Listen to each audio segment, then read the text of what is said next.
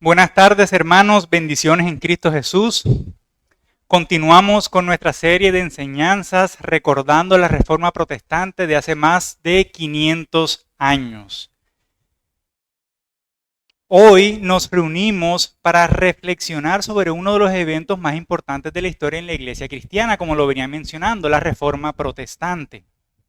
Dios movió a hombres valientes como Martín Lutero, Juan Calvino y muchos otros a levantarse y desafiar las enseñanzas y prácticas que en ese tiempo alejaban a los creyentes del verdadero evangelio. La reforma no solo transformó la iglesia, sino que también impactó profundamente la teología. Y eso es lo que vamos a ver en esta enseñanza. Cómo la reforma protestante impactó la teología, devolviendo a las escrituras la autoridad suprema y resaltando la obra redentora de nuestro Señor Jesucristo como el centro de nuestra fe.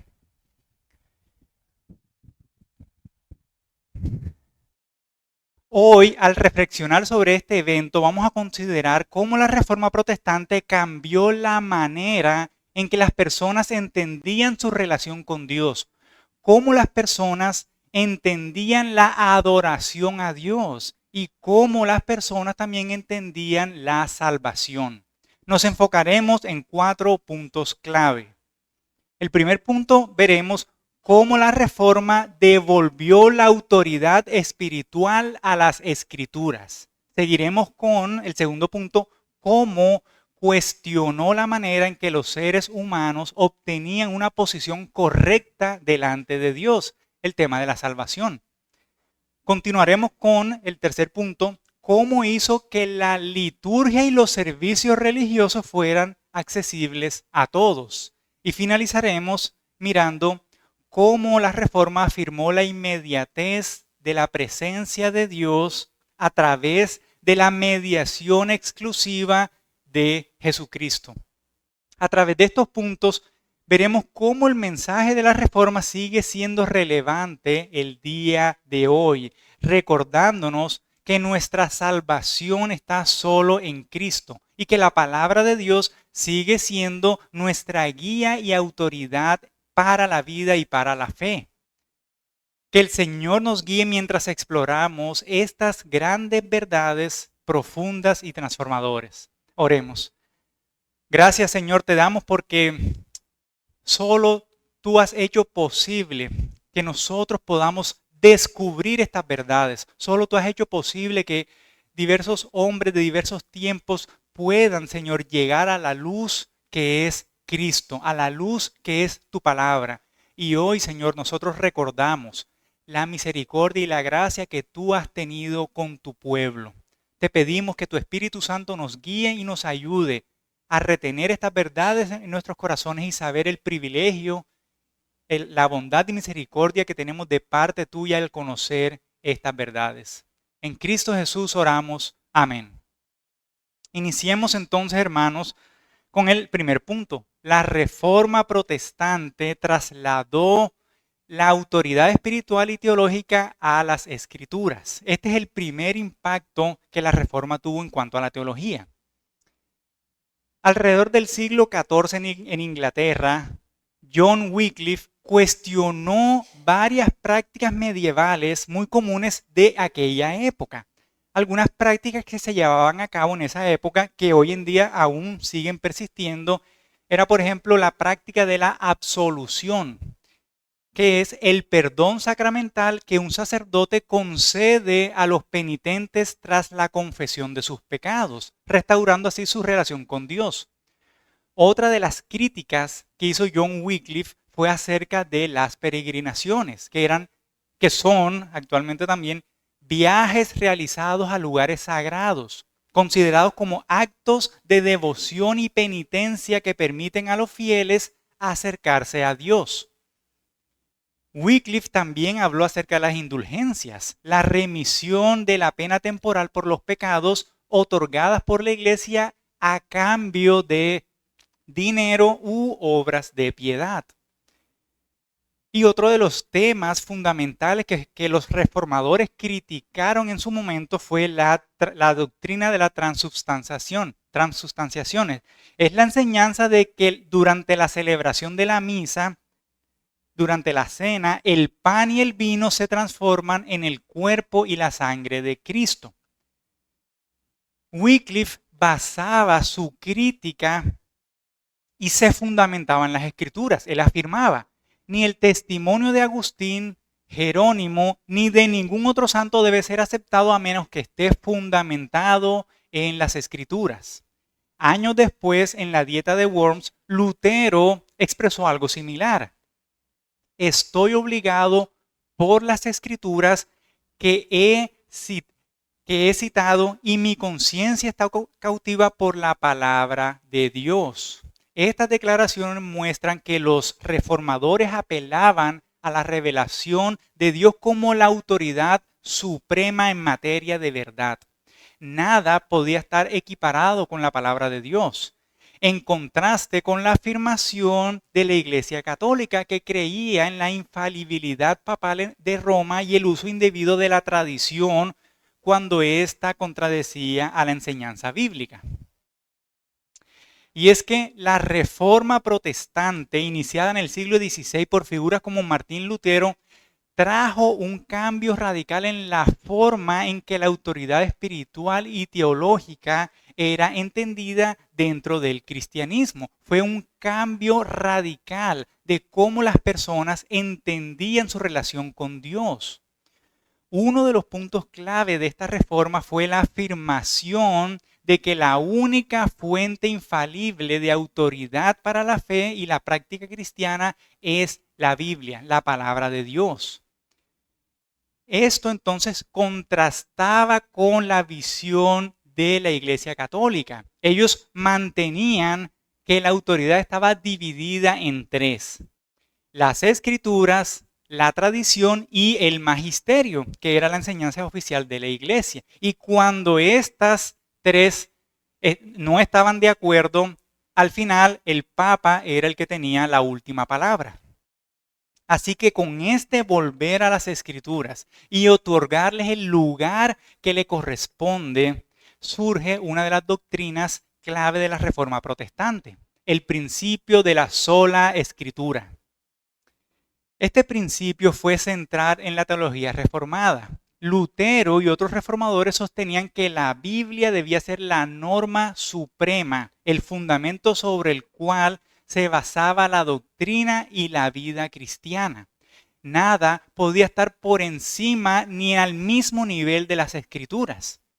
Este enfoque buscaba devolver la teología a sus raíces bíblicas, eliminando cualquier influencia, cualquier enseñanza o tradición que no estuviera acorde a las Escrituras. En su famoso momento, en el juicio ante la Dieta de Worms, en 1521, Lutero declaró lo siguiente, y quiero que presten especial énfasis en la declaración de Lutero acerca de la palabra de Dios.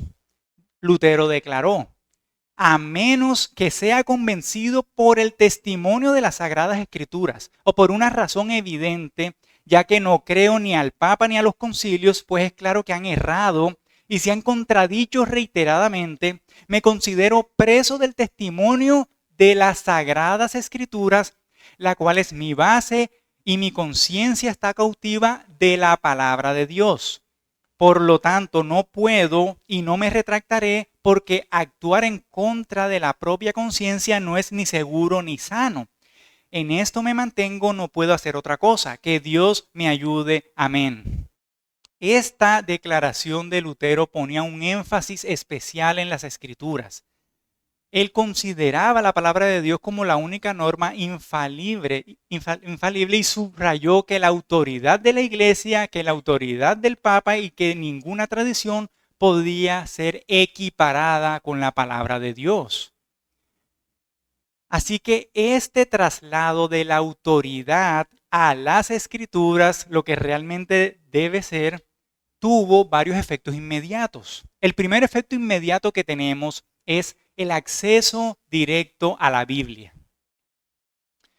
Los reformadores impulsaron las traducciones de la Biblia a las lenguas vernáculas, a las lenguas del pueblo, lo que permitió a las personas comunes acceder a las escrituras de manera directa, sin necesidad de un intermediario eclesiástico. Antes, solo los clérigos, académicos y miembros de la jerarquía eclesiástica tenían acceso a las escrituras. Antes de la Reforma, había muy pocas traducciones, siendo las dos más conocidas la Septuaginta, que era una traducción del Antiguo Testamento al griego, y la Vulgata, que era una traducción de la Biblia al latín. Básicamente, una persona del común no tenía acceso a la Biblia como la tenemos hoy en día. Y no tenía acceso ya sea por el idioma, latín o griego, o por la dificultad de conseguir una traducción. Las traducciones en ese momento estaban controladas por la Iglesia Católica. Hermanos, la Reforma trajo consigo el acceso directo a las Escrituras. Antes de la Reforma podrían haber solo un par de traducciones. Desde la Reforma se han hecho cientos de traducciones, comenzando con la que realizó Martín Lutero al alemán y luego William Tyndale al inglés. Y de aquí en adelante tenemos unas 450 traducciones a otros idiomas de forma completa y más de 2000 traducciones de la Biblia de manera parcial. Solo en español tenemos más de 80 traducciones, lo que hace la Biblia el libro más traducido de toda la historia. Todo por el deseo de querer dar a todo el mundo el acceso directo a las Escrituras. Segundo efecto inmediato de trasladar la autoridad a las Escrituras o devolverle el lugar que le corresponde. Se enfatizó en el estudio personal, el énfasis en que cada creyente ahora podía estudiar las Escrituras por sí mismo bajo la guía del Espíritu Santo fomentó un sentido de responsabilidad personal en la fe. Claro, si ahora tenemos traducciones, tenemos acceso a la Biblia, ya no era necesario la intermediación de un clero, de un sacerdote que enseñara los domingos, por ejemplo. Y el tercer efecto inmediato fue la revisión de las doctrinas. Al volver a las Escrituras como autoridad última, muchas de las enseñanzas de la Iglesia fueron reexaminadas y reformuladas según lo que se encontraba en la Biblia. El texto en Hechos 17 lo leímos al inicio de esta conferencia. Los habitantes de Berea revisaban, escudriñaban y estudiaban la palabra de Dios para ver si lo que Pablo y Silas decían era verdad. Eso es lo que estaba ocurriendo aquí nuevamente. Una revisión de las doctrinas según lo que la palabra de Dios enseñaba, lo que condujo a un rechazo de prácticas y creencias que no tenían un claro respaldo bíblico, como las indulgencias y la veneración de los santos. La Reforma Protestante entonces marcó una reorientación decisiva de la autoridad espiritual, sacándola de las manos de la jerarquía eclesiástica y devolviéndola a las Escrituras. Esta convicción sigue siendo una piedra angular en la mayoría de las tradiciones protestantes hoy en día. Nuestra Iglesia Bautista Reformada tiene esta misma tradición, las Escrituras como máxima autoridad para la fe y vida cristiana. Continuamos con el segundo punto, el segundo impacto. La Reforma Protestante cuestionó la manera en que las personas obtenían una posición correcta ante Dios. El segundo impacto clave de la Reforma Protestante fue el cuestionamiento de cómo las personas, cómo los seres humanos eran salvos. Este es un tema central en la enseñanza cristiana. Previo a la Reforma, la Iglesia Católica enseñaba que la salvación se obtenía a través de una combinación de fe y obras. Es decir, la fe sola no era suficiente, había que agregar una serie de obras, una serie de requisitos y condiciones para poder alcanzar la salvación. algunas de estas obras eran los sacramentos, las indulgencias y otras prácticas religiosas esenciales para asegurar el perdón de los pecados y la salvación. Llegamos entonces a dos doctrinas fundamentales en la salvación que la Reforma rescató o redescubrió. La doctrina de la justificación por la fe, sola fide o solo fe. Uno de los grandes énfasis de la Reforma protestante fue el redescubrimiento y la afirmación de la doctrina de la justificación por la fe proclamada por el apóstol Pablo en cartas como Romanos y Gálatas. Según esta doctrina, el ser humano es declarado justo ante Dios no por sus méritos propios, no por sus obras o lo que pueda hacer, sino solo por la fe en Jesucristo y nada más, no hay nada que agregar. Martín Lutero, profundamente convencido de esta verdad, afirmó, basándose en Romanos 3:28, el hombre es justificado por la fe aparte de las obras de la ley. Este concepto desafió directamente la enseñanza de la Iglesia Católica de que los fieles debían participar en ciertos rituales y realizar acciones específicas para ser justificados, como los sacramentos. La segunda doctrina que podemos ver del impacto de la Reforma en la teología en cuanto a cómo obtener la salvación, la gracia como don de Dios, sola gracia. En lugar de ver la salvación como algo que se podía ganar o algo que se podía comprar, los reformadores recalcaron que la salvación era un regalo inmerecido de la gracia de Dios, era un don de Dios, recibida solo por medio de la fe en Jesucristo.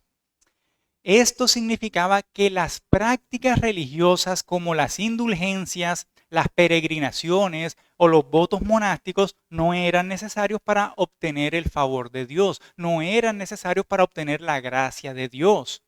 La fe en la obra redentora de Jesucristo era suficiente, ya que Él había cumplido todas las demandas de la justicia divina en favor de los creyentes. Así que ya no había nada más que agregar. Este cambio tuvo profundas implicaciones en la vida espiritual de las personas y la teología del momento. El primer cambio que se notó fue una liberación del miedo a las obras insuficientes. Los creyentes de ese momento vivían en constante temor al creer que no estaban alcanzando la salvación porque sus obras eran insuficientes. Cada día pensaban, ¿qué obra tengo que hacer? ¿Qué rito debo hacer? ¿Qué sacramento debo cumplir para ser salvo? Bajo el sistema medieval, muchos vivían en constante temor de no haber hecho lo suficiente para ganar esa salvación. La enseñanza de la justificación por la fe trajo libertad, trajo paz a la vida de los creyentes, al señalar que la salvación ya había sido obtenida por Cristo y lo único que necesitaban hacer era confiar plenamente en Él. Otro de los cambios que surgió fue la eliminación de prácticas abusivas. Lo habíamos comentado. La venta de indulgencias, por ejemplo. Muchos sacerdotes se lucraban y habían creado sistemas para atemorizar a las personas para que dieran aún más dinero por las indulgencias. Prometían reducir el tiempo en el purgatorio a cambio de una contribución económica. Y esta doctrina fue severamente criticada por los reformadores. Estos hombres denunciaron estas prácticas como abusos que distraían y tergiversaban la verdad del Evangelio, la verdad de la palabra de Dios. Otro cambio importante fue una fe más personal y directa. La teología reformada promovió una relación más directa y personal con Dios, sin la necesidad ya de tener intermediarios humanos para asegurar el perdón. Así que cada creyente tenía ya acceso a Dios por medio de la fe en Jesucristo, sin depender de los méritos de los santos, sin depender de sus propias buenas obras. La Reforma Protestante entonces impactó profundamente la teología del momento al redefinir cómo las personas obtenían una posición correcta delante de Dios, al redefinir cómo las personas eran salvas. En lugar de depender de ritos y obras humanas, los reformadores afirmaron que la justicia solo se alcanza por medio de la fe en Jesucristo, lo cual es un regalo inmerecido de la gracia de Dios. Pasemos al tercer punto.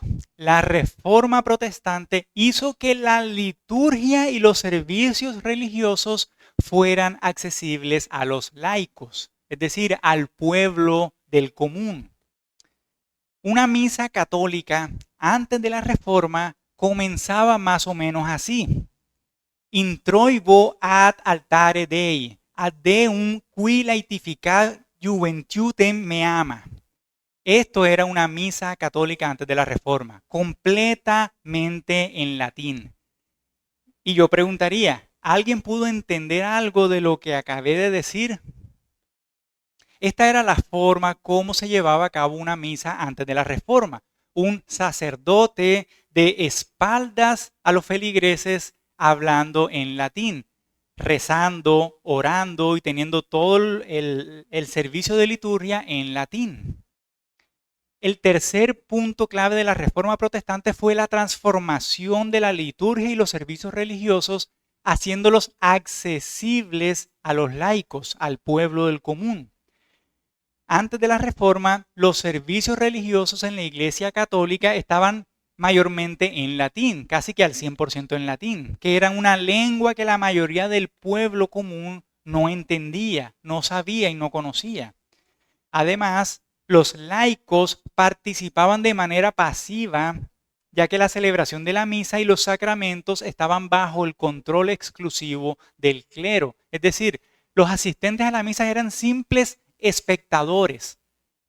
Y aún peor, porque ni siquiera entendían lo que estaban diciendo. No participaban porque no podían. La Reforma cambió radicalmente esta situación, acercando el culto y la adoración a la gente común y promoviendo una mayor participación y entendimiento en la iglesia. Y el primer cambio que notamos en este punto es que se realizó ahora una liturgia en lenguas vernáculas, una liturgia en lenguas del pueblo. Reformadores como Martín Lutero en Alemania y Juan Calvino en Suiza promovieron la idea de que los creyentes debían poder entender las escrituras y las oraciones para que pudieran participar activamente en su adoración, para que no fueran simples espectadores, sino que pudieran participar en el culto. Lutero mismo, ya lo había mencionado, tradujo la Biblia al alemán, mientras que Tyndale hizo lo mismo con el inglés. Y esto a pesar de la oposición severa de la iglesia. Todo con el fin de que el pueblo pudiera tener acceso a la Biblia y pudiera también adorar a Dios.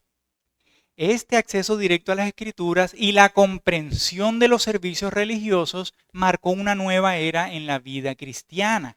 Las personas comunes ya no dependían del clero para interpretar la palabra de Dios o para conducir su fe, sino que podían leer, podían escuchar y comprender el Evangelio por sí mismos. También otro de los cambios que se tuvo por la Reforma fue una mayor participación. La Reforma cambió el enfoque de adoración, dando más espacio a la participación activa. En lugar de ser solo observadores, los creyentes se convirtieron en actores activos dentro del servicio religioso, en varios aspectos. El primer aspecto, canto congregacional. Antes de la Reforma, el canto congregacional era mayormente responsabilidad de los coros clericales, coros que cantaban también en latín. Así que, ¿cómo una persona podía cantar con un coro en latín? ¿Cómo podía seguir la adoración?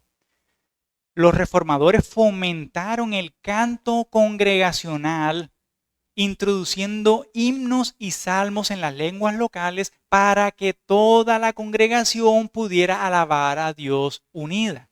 De hecho, Martín Lutero escribió varios himnos, siendo uno de los más famosos Castillo Fuerte, con el fin de involucrar a todos los creyentes en la adoración.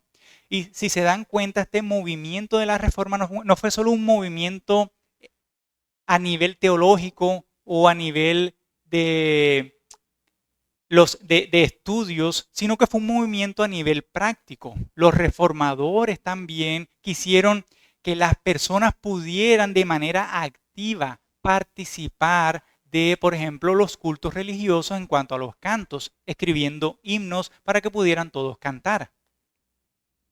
Otro de los cambios en la liturgia y la celebración lo tenemos con la predicación centralizada en la Biblia.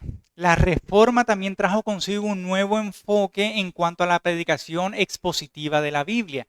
En lugar de centrarse en ritos, ceremonias, rezos, los servicios religiosos reformados ponían la palabra de Dios en el centro, con sermones que explicaban claramente las escrituras, con los cuales las personas podían entender claramente lo que se estaba enseñando. Esto ayudaba a los creyentes a nutrir su fe a través del entendimiento y el conocimiento bíblico. Y otro de los cambios que tenemos en este tercer punto fue participación en la cena del Señor. Otro aspecto importante fue la simplificación y mayor accesibilidad a los sacramentos. Los reformadores promovieron una participación más frecuente y significativa en la cena del Señor, algo que había sido limitado al clero en muchos contextos católicos. Así que las personas no participaban de la cena del Señor. Los reformadores también propendieron para que las personas, los creyentes, pudiesen participar de la cena del Señor.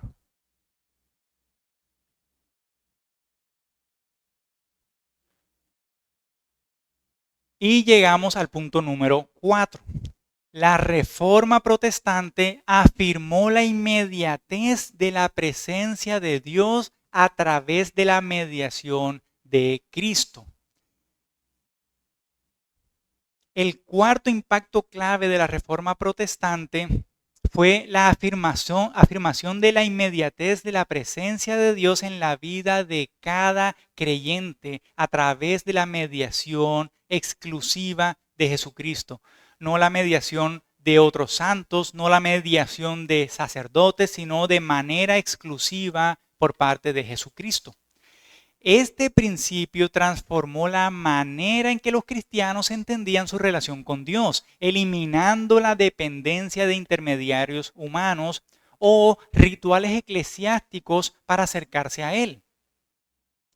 Durante siglos a las personas se les enseñó que la santidad de Cristo lo hacía inaccesible a Él. Lo hacía inaccesible al pueblo. Por eso era necesario tener un intermediario como sacerdotes o cleros.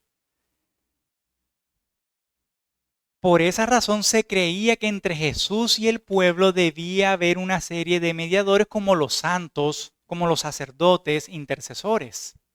Esto dio lugar a muchas prácticas problemáticas como las peregrinaciones penitenciales, como el uso de reliquias como objetos sagrados y la veneración de los santos. En respuesta a esto, los reformadores reafirmaron la enseñanza bíblica del sacerdocio de todos los creyentes, señalando que este no solo era un privilegio, sino que también implicaba responsabilidades espirituales y morales. Los reformadores enfatizaron que la única mediación necesaria es la de Jesucristo entre el Padre y la humanidad. Con esto surge uno de los pilares teológicos de la Reforma, el cual fue el concepto de solo Cristo. Los reformadores señalaban que Jesucristo es el único mediador entre Dios y la humanidad, y esta verdad está claramente expresada en las Escrituras. Primera Timoteo capítulo 2, verso 5. Porque hay un solo Dios y un solo mediador entre Dios y los hombres, Jesucristo hombre. Antes de la Reforma, la Iglesia Católica enseñaba que además de Cristo, los santos y la Virgen María podían actuar como mediadores entre los fieles y Dios. Los reformadores rechazaron completamente esta práctica, insistiendo en que la obra de Cristo en la cruz era suficiente para salvar y reconciliar a los seres humanos con Dios. No había necesidad de buscar otros intermediarios o acudir a los santos para obtener el favor divino. Así que la afirmación de que Cristo es el único mediador tuvo profundas implicaciones para la vida espiritual de los creyentes. Según la enseñanza de los reformadores, todos los cristianos, por medio de su fe en Cristo, tienen acceso directo a Dios, pueden acercarse confiadamente a Él. Este acceso entonces no dependía del clero, no dependía de los sacramentos o las buenas obras, sino de la obra redentora de Jesús. La carta a los Hebreos en su capítulo 4, verso 16, enfatiza esta realidad. Acerquémonos pues confiadamente al trono de la gracia para alcanzar misericordia y hallar gracia para el oportuno socorro. Este principio promovió un sentido profundo de intimidad con Dios. Los creyentes podían acercarse a Él en oración sin necesidad de tener mediadores humanos, confiando plenamente en la intercesión de Cristo y nadie más. La presencia de Dios ya no se experimentaba solo en los rituales del templo o en la misa, sino en la vida diaria del cristiano, quien tenía la libertad de entrar a su presencia en cualquier momento. Cristo mismo, a través de su Espíritu, a través del Espíritu Santo, estaba presente en la vida de cada creyente, guiándolos, confortándoles y dándoles seguridad de su salvación. Este cambio teológico promovió también una fe más personal e íntima, una fe más cercana, donde los cristianos entendían que Dios no estaba distante, que Dios no era inaccesible, sino que Él estaba presente y accesible en sus vidas diarias, como Jesús prometió en Mateo 28:20. Y he aquí, yo estoy con vosotros todos los días hasta el fin del mundo. Esto mismo era lo que los reformadores promovían, una fe cercana, intimidad con Dios, porque era posible.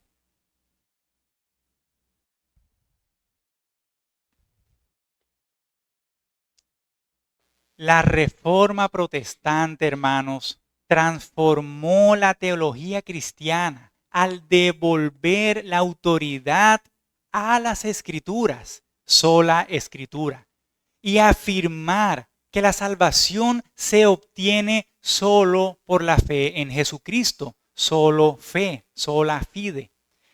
Y todo esto a través del don inmerecido de su gracia sin necesidad de obras o rituales, sola gracia.